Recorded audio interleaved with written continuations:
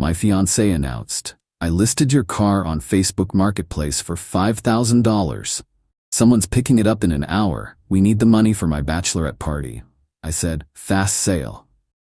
Then I called the police about attempted theft and was waiting with officers when the buyer showed up. When she had to explain to the cops why she was selling property that wasn't hers. I, 30 male, am standing in my garage watching my fiancé get handcuffed. This is not how I expected my Tuesday to go. Got the text at 2:13 p.m. I'm at a job site, mid-panel installation, phone buzzes, Facebook notification. Amber tagged me in a post. 1967 Ford Mustang Fastback, $5,000 cash, must go today. Buyer picking up at 4 p.m., first come first serve. With pictures of my car, the car I've spent 4 years and $22,000 restoring. The car Amber knows I'm obsessed with, the car that's literally my retirement fund on wheels. Listed for $5,000. Called her, she answered singing, "Hey babe, did you see? Why is my car on Facebook?" Oh my God, so Tiffany and I were figuring out the Vegas trip and we're $3,200 short for the villa. So I had this genius idea, we just sell your car. Problem solved. The guy's coming at 4. I'm holding my phone, not saying anything. My brain is buffering. "Brett, hello? You listed my car for $5,000. Well, yeah, it had to sell fast, and it worked." He's super excited. "Amber, that car is worth $22,000. Okay, but we don't need that much. We just need enough for Vegas. You're so bad at pricing things. Where's the title?" "What? The title? To my car. Where is it?" "Oh, I have it. I grabbed it from your office this morning." "You went through my filing cabinet." "Babe, we're getting married. What's yours is mine." Anyway, I told him I'd have the title signed and everything. This is gonna be so great. The villa has a pool on the roof. "Amber, you can't sell my car. It's already sold. He's coming in, Pike. Hour and 40 minutes. You should come home and give him the keys or whatever." "I'm calling the police." "What? Why?" "Because you're committing theft." "Theft? It's your car. How can I steal from you?" "It's my car. You don't own it. You're selling it without permission. That's theft." "Oh my God, you're being so dramatic. It's for our wedding. It's for your bachelorette party. Same thing. I can't believe Wait, you're not actually calling the police, right?" Brett hung up. Called 911. Dispatcher picked up. 911, what's your emergency?" "My fiancée just listed my car for sale on Facebook without my permission. She stole the title from my house and is planning to complete the sale in less than 2 hours. I need officers at my address. Got home at 3:20. 2 squad cars already there. Amber's car in the driveway. Officers talking to her on the front lawn. She's crying. Tiffany's next to her looking furious. Parked my truck. Walked over. Older cop, Officer Mendez according to his badge, looked relieved when he saw me. "Mr. Collins?" "That's me. Your fiancée here says this is a misunderstanding, that you gave her permission to sell the vehicle." I absolutely did not. Pulled out my phone. Showed him the text thread, the Facebook post, the part where she said she grabbed the title from my office. Officer Mendez read it. His partner, younger guy, read over his shoulder. The partner's eyebrows went up. "Ma'am," Mendez said to Amber, "did you take the vehicle title from his house?" "We live together. It's not taking." "Is your name on the title?" "No, but..." "Is your name on the registration?" "No, but we're engaged." "Ma'am, engagement doesn't give you legal ownership of someone else's property." Tiffany stepped forward. "This is insane. They're getting married in 6 weeks. Brett's just being petty." "Ma'am, step back, please. He's trying to ruin her bachelorette party over a car." Mendez turned to me. "Do you have the registration?" Pulled it from my truck. Handed it over. "My name, only my name. And you didn't give her permission to sell this vehicle?" "No, sir. Found out about it from the Facebook post." "Where's the title now?" "Inside," Amber said quietly. "In my purse." "I'm gonna need you to return that to Mr. Collins." "Are you serious right now?" "Ma'am, you took property documents that don't belong to you and attempted to sell property you don't own. That's theft and fraud. You're lucky Mr. Collins called us before the sale completed, or you'd be facing felony charges." Amber started ugly crying. Full sobbing, mascara running. Doorbell rang. 3:58 p.m. We all turned. Guy in his 50s standing there in a Harley jacket, holding a thick envelope, looking at all the cop cars very confused. I'm here for the Mustang? Officer Mendez walked over. Sir, I'm afraid the vehicle is not for sale. The person who listed it doesn't own it. The guy's face went from confused to pissed. Are you kidding me right now? I drove 2 hours. I took off work. I got $5,000 in cash. I apologize for the inconvenience, sir. This was listed without the owner's knowledge or permission. The buyer looked at Amber. So you were trying to scam me? No, it's complicated. Save it, lady. He turned to Mendez. I want to file a report. This is fraud. You're welcome to file a report, sir. I can give you the information. The buyer spent 10 minutes giving his information, shooting death glares at Amber the whole time. Finally left, muttering about crazy people and wasting my time. After he left, Mendez turned to Amber. Ma'am, I'm placing you under arrest for attempted theft and fraud. What?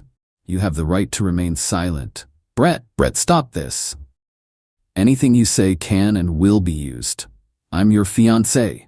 Against you in a court of law. Tiffany was filming on her phone. This is insane. He's having her arrested. Ma'am, put the phone away or you'll be charged with obstruction. Tiffany lowered the phone but kept recording. They cuffed Amber. She was screaming the whole time about how I was ruining our lives and destroying our wedding and everyone's gonna know what kind of person you are. As they put her in the car, she looked at me through the window, still crying. I was doing this for US. Watched the squad car drive away. Stood there in my driveway. Tiffany next to me, still filming. You're a monster, she said. She tried to steal my car. For your wedding, for her bachelorette party, there's a difference. I hope you're happy. You just destroyed her. She destroyed herself when she stole my title and committed fraud. Tiffany got in her car and peeled out. Officer Mendez stayed back. Mr. Collins, she's being held pending bail. You'll need to come down to the station tomorrow to give a formal statement. Will do. And sir? Change your locks. Get your important documents somewhere she doesn't know about. Already planning on it. He left. I went inside. Found my title in Amber's purse on the kitchen counter, right where she said it'd be. My Mustang's still in the garage, safe, sound, and my fiancé is in county lockup. What a day. Update 1. Been 48 hours since Amber got arrested. I've got updates and they're wild. So Amber made bail around 8 p.m. that night. $2,500. Carol, her mom, paid it. I know because Carol called me at 9 p.m. from Amber's phone. Brett, I just paid $2,500 to bail my daughter out of jail because of you. Because of Amber's choices, Carol. She was trying to do something nice for her wedding.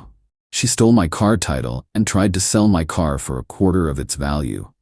You didn't have to call the police. What should I have done? Let her commit felony fraud? You're being absolutely ridiculous. Amber's destroyed.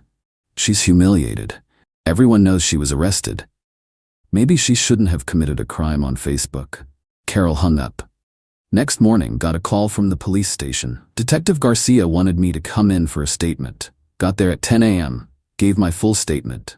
Showed them everything, the Facebook post, the text messages, the timeline. Garcia looked almost amused. Mr. Collins, in my 12 years doing this, I've never seen someone post evidence of their own crime so publicly. Amber's not big on thinking things through. Clearly, she's being charged with attempted theft, attempted fraud, and possession of stolen documents. That last one's from taking your title. What's she looking at? Depends. First offense, she'll probably get probation and fines, but it'll be on her record. Good. Left the station, went home. Found Amber sitting on my front steps. We need to talk. How'd you even get here? Tiffany drive you? Uber. Brett, please, can we just talk? Just 5 minutes? You tried to steal my car, Amber. I wasn't stealing it. I was selling it to help US. By forging my signature on a title? That's fraud and theft. I didn't think it was that serious. Not thinking is kind of your trademark. Brett, please, I'm sorry. I screwed up. Can we please just fix this and move on? The wedding's in 5 weeks. There's not going to be a wedding. Her face crumpled. What? I'm calling the venue today. Canceling everything. You can't. We've paid for everything. I'll eat the costs. We're done, Amber. Over a mistake? Over you stealing from me and then getting arrested and still not understanding what you did wrong. I made an error. People make errors. People make errors like burning dinner or forgetting an anniversary. You committed crimes. Multiple crimes. That's not an error. She started crying. Everyone's going to know. Everyone's going to ask why we canceled. Tell them the truth. I can't. It's humiliating. Should have thought about that before you posted it on Facebook. She left sobbing. I went inside and started making cancellation calls. That afternoon, my phone started blowing up. Amber's bridesmaids, her family, random people from the guest list, all with variations of, "What did you do?" Amber's devastated. "How could you cancel on her?" Blocked most of them. But I did answer when Amber's dad called. "Brett, my daughter made a mistake, a big one, but are you really going to end 3 years over it?" "Dan, she tried to sell my car to fund a party." I know. It was stupid, but she's young, she wasn't thinking. She's 28, that's old enough to know better. I'm asking you man to man to reconsider, give her another chance." "Dan, even now Amber doesn't think she did anything wrong. She thinks I overreacted. That's the problem." Silence. "Then, what if she goes to counseling? Would you consider it then?" "No, we're done. I'm sorry." He hung up. Later that night, got a text from unknown number. "This is Tiffany. You ruined Amber's life. Hope you can live with yourself." Blocked it. Then another unknown number. "Brett, it's Kayla, bridesmaid. What you're doing is cruel. Amber made a mistake and you're destroying her over it. That's not love." Blocked. Another number. "You're a control freak who can't handle a strong woman making decisions. Amber deserves better." Blocked. They were using different phones to get around my blocks. Smart, annoying. This morning, 2 things happened. First, Venu called. "Mr. Collins, we got a call from an Amber saying the wedding is not canceled and you're lying. What's the situation?" "The wedding is definitely canceled. Amber and I are no longer together. Ignore anything she says." "Understood. We'll note that in our records." Second, my boss called. "Brett, got a weird situation. Woman named Carol called the office asking to speak to you about harassment." "What's that about?" "My ex-fiancée's mother. We broke up. She's upset about it. She said you had her daughter arrested?" "I did. She tried to steal my car." Long pause. "Seriously?" "Yep." "Okay, well, Carol was told to stop calling here, but heads up in case she tries again." This is getting insane. Update 2. 1 week since the arrest. Amber and her family have gone completely off the rails. The harassment escalated immediately after I canceled the wedding, but it's gotten so much worse. Sunday, Amber showed up at my house, again, this time with Carol, Dan, and Tiffany. Full intervention squad. Didn't answer the door. Talked through the Ring camera I installed the day before. "Brett, you need to open this door right now," Carol said. "We're not leaving until we talk." "Nothing to talk about. We're done." "Leave." "You can't just throw away 3 years. I can when someone commits fraud against me." Dan stepped up. "Son, you're being unreasonable. Amber made a mistake. We're offering to pay for marriage counseling. Fresh start." "Dan, she tried to steal my car. She panicked. The wedding costs are overwhelming and she made a bad choice. A bad choice is buying the wrong dress. Theft is a crime." Amber pushed forward. "Brett, I'll do anything. Anything. Just please give me another chance." "No. I love you. You don't steal from people you love." They stayed for 30 minutes. Finally left when I said I'd call the cops again. Monday, got a text from the venue. "Mr. Collins, Amber called again insisting the wedding is on. She's demanding we honor the contract. Please advise." Called them. "Amber is not authorized to make decisions about this event. If she calls again, do not speak with her." "Understood. We may need written confirmation from you." Sent them an email. Fiancée. Clear. Tuesday, things got weird. Got a call from my credit card company. "Mr. Collins, we're calling about suspicious activity. Someone attempted to charge $3,200 to your card for a property rental. We declined it. Want to confirm you didn't authorize?" "I did not." "Okay, card's been flagged. You'll get a new one in 5 to 7 days." Later found out, Amber tried to book the Vegas villa using my card info she still had saved in her phone. When it declined, she called the company claiming there was an error and she was definitely authorized. They didn't buy it. Wednesday, the real nuclear option. Got a call from my landlord. "Brett, someone vandalized your car. Called police. You should come home." Left work immediately. Got there at 2 p.m. My Mustang, in the driveway. Every window smashed, tires slashed, hood keyed with "should have sold it." Police were already there. Officer Rodriguez taking photos. "Mr. Collins, security cameras?" "Just installed them. Let me check." Pulled up the Ring footage from that morning, 6:47 a.m. Clear as day. Amber. in a hoodie, with a crowbar, smashing my windows one by one, slashing the tires, keying the hood, looking directly at the camera at one point. Didn't even try to hide. That's her, I told Rodriguez. That's Amber. Your fiancée? The one from the car sale thing? Ex-fiancée, yeah. This is really bad for her. This is felony destruction of property. She's already pending charges. I want to press charges. Already noted, we'll issue a warrant. Damage estimate, $8,400. Windows, tires, paint correction, detailing. Insurance will cover most of it, but still. Amber was arrested again that afternoon. At Carol's house, she was in her pajamas, eating cereal. This time, felony criminal mischief, felony vandalism, violation of bail conditions. No bail this time. Judge said she's a flight risk and danger to property. She's been in county lockup since Wednesday. Carol called me from 6 different numbers Thursday. Finally answered the 6th. My daughter is in jail. Again. Because of you. Because of her choices, Carol. She destroyed my car. You drove her to it. You canceled the wedding. You humiliated her. So property destruction is justified? She was emotional. She wasn't thinking. She looked pretty clear-headed in the video. Took her time with each window. You're a cruel, vindictive man. I hope you rot. Hung up, blocked all the numbers. Friday, the lawyer I consulted before, Gary Fletcher, called. Brett, I'm watching the local news. They're running a story about jilted bride arrested for car vandalism. They're using Amber's mugshot. Seriously? Yeah. You might want to prepare for this to get more public. Great. Sure enough, by Friday evening it was everywhere. Local Facebook groups, the news website, people sharing the story with comments like, "This is insane," and "Play stupid games." Some of Amber's friends commented defending her. She was driven to this. Brett's the real villain. But most people, not sympathetic. Saturday morning Dan called. Brett, we need to talk. In person. Met him at a coffee shop. He looked like he hadn't slept in days. My daughter's sitting in jail, facing multiple felonies. Her life is ruined. She ruined it herself. Brett, what would it take for you to drop the charges, both sets?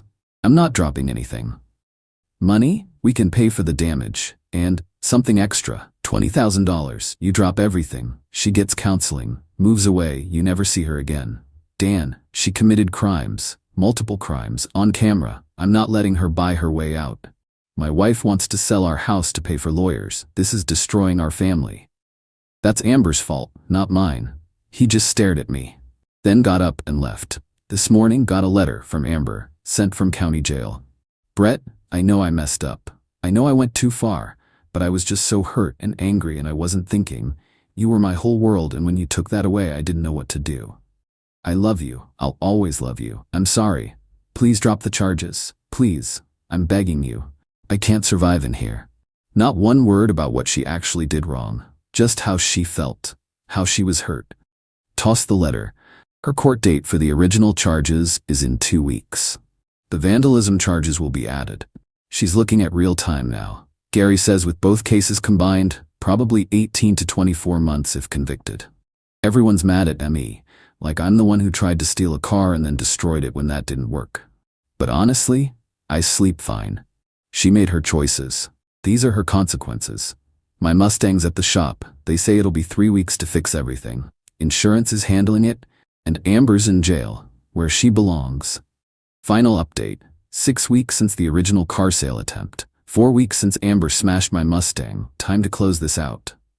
The court stuff moved fast. Amber's lawyer tried negotiating a plea deal. The prosecution wasn't interested. Your client committed theft, fraud, and vandalism. All documented, all on camera. She's getting the maximum. The trial was last week. Lasted 2 days. Day 1 was the car sale. Prosecutor presented the Facebook post, the texts, my testimony, the buyer's testimony, Officer Mendez's testimony. Amber's lawyer tried arguing she didn't understand the legal implications and made an error in judgment. Prosecutor showed the text where Amber said she'd forge my signature. Showed where she took the title without asking. This wasn't confusion. This was deliberate theft and fraud. Jury looked convinced. Day 2 was the vandalism. They played the ring footage, full screen. Amber in a hoodie, smashing windows one by one. Looking at the camera. Team should have sold it. In big letters. Her lawyer tried claiming emotional distress and temporary insanity. Prosecutor, ma'am, you can clearly see her in the video. She's calm. Methodical, she takes her time with each window. This wasn't a spontaneous act of rage. This was planned revenge. Amber cried through the whole thing. Carol sobbed in the front row. Dan sat stone-faced. Jury deliberated for 3 hours. Guilty on all counts. Sentencing was yesterday. I wasn't sure if I should go. Gary said it might be good to show up, provide a victim statement. So I went. Judge asked if I wanted to speak.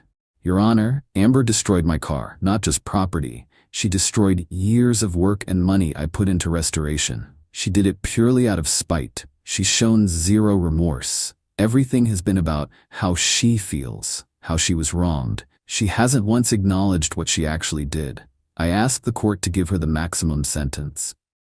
Amber's lawyer made a speech about how she was young and made mistakes and deserves a second chance. Judge wasn't buying it. Miss Rivera, you committed multiple felonies against someone you claimed to love. You stole from him. You attempted to defraud both him and an innocent buyer. When that failed, you destroyed $8,400 worth of property. You showed no remorse until facing consequences. You've blamed everyone but yourself. This court takes these crimes seriously. Amber got 18 months in state prison, not county jail, state prison. $12,000 in restitution, includes my repairs plus court costs, 3 years probation after release, permanent felony record. She broke down sobbing. Carol started screaming. This is too harsh. She's not a criminal. Judge, ma'am, she committed felonies. That makes her a criminal. One more outburst and I'll hold you in contempt. Carol shut up but kept crying. They took Amber into custody immediately. She looked at me as they let her out. I didn't look away. Outside the courthouse, Dan approached me. I hope you're satisfied. My daughter's going to prison. I'm not satisfied, but I'm not sorry either. She loved you. She stole from me, then destroyed my property. That's not love. He walked away. Tiffany was there too. She tried getting in my face. You did this. You could have dropped the charges. You wanted her to go to prison. I wanted her to face consequences for crimes she committed. She was emotional. She made a mistake.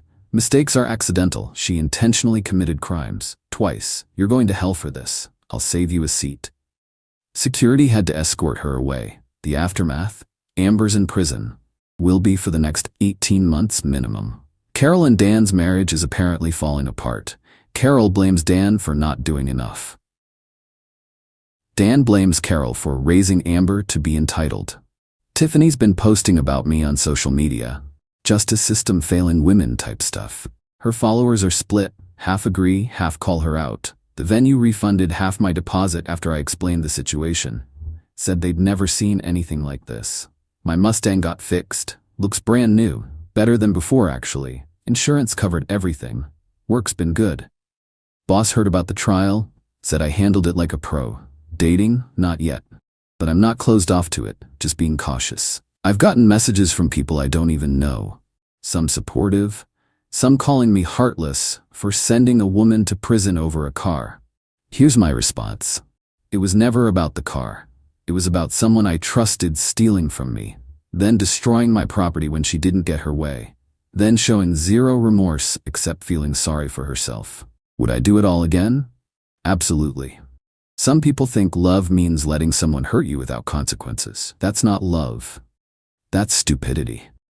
Amber's in prison because of Amber's choices, nobody else's. I got my car back, I kept my house, I kept my sanity. And I learned that when someone shows you they don't respect you, your property, or the law, you protect yourself. Every time.